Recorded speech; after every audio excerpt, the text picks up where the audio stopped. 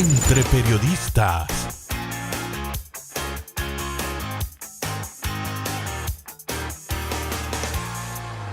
El periodista en un desastre, en una zona de desastre, en un hecho que quedará registrado en la historia por siempre.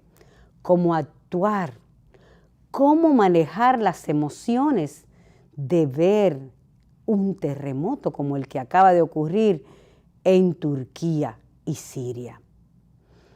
Si está presente en el hecho, debe dejar de lado el latido del corazón. En ese momento, registrar la historia y lo que está ocurriendo es lo más importante. No debe quedar ningún detalle atrás. Esa sangre fría hay que tenerla en ese momento. Tenemos que hacer preguntas, registrar todos los escenarios posibles, preguntar, observar. Hay preguntas que no se hacen, están respondidas en los rostros de las personas, de las víctimas afectadas. Hay detalles que no se escriben, se describen, se dibujan, se ilustran, porque hablan por sí solos. Eso es el periodista que está ahí en el campo de la acción, tanto mientras está ocurriendo como si ha sido pocos minutos después. ¿Y cuál debe ser el comportamiento del periodista que está en otro país, al otro lado del oriente, del lugar donde haya ocurrido el hecho desastroso? Mantener la calma por igual. Y con mayor ventaja que el que está presente, puede sentarse a analizar los acontecimientos. Los videos que van circulando van describiendo la escena. Entonces, ¿cuál es el valor agregado del periodista? ¿Qué es lo que debe decir? ¿Qué es lo que debe mostrar para que la noticia tenga sentido, para que valga la pena la cobertura?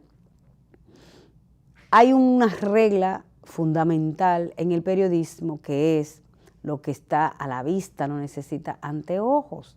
Entonces, tenemos que aprovechar ese espacio y ese tiempo para decir algo diferente a lo que se está mostrando.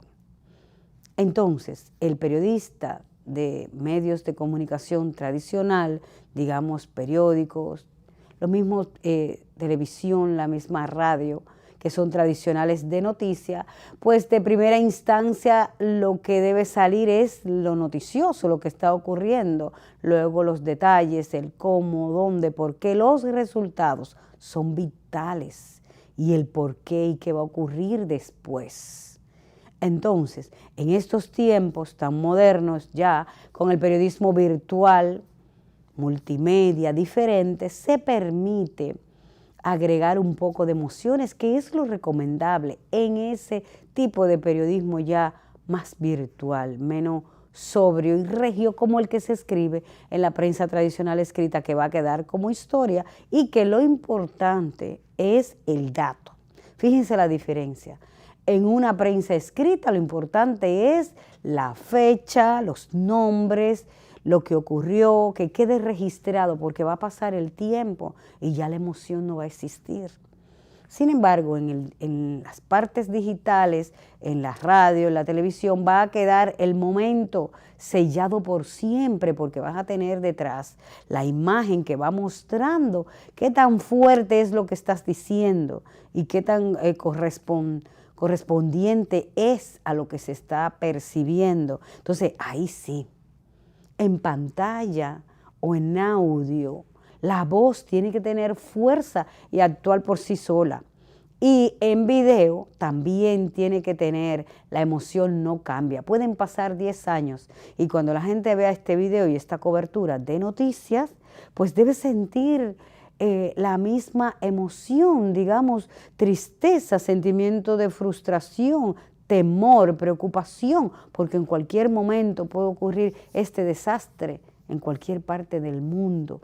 Y ahí damos la razón a los ambientalistas, a los ecologistas que viven advirtiéndonos de los daños que se le hace al medio ambiente y de las grandes posibilidades de que hayan sucesos naturales terribles como este de Turquía, que ha dejado alrededor de 20.000 muertos en un país de 15 millones de habitantes, pero cuántas familias han quedado destrozadas. Entonces ahí el papel del periodista y tener conciencia de lo que tiene que hacer, registrar el dato, registrar la historia y registrar la emoción, cada una en su lugar.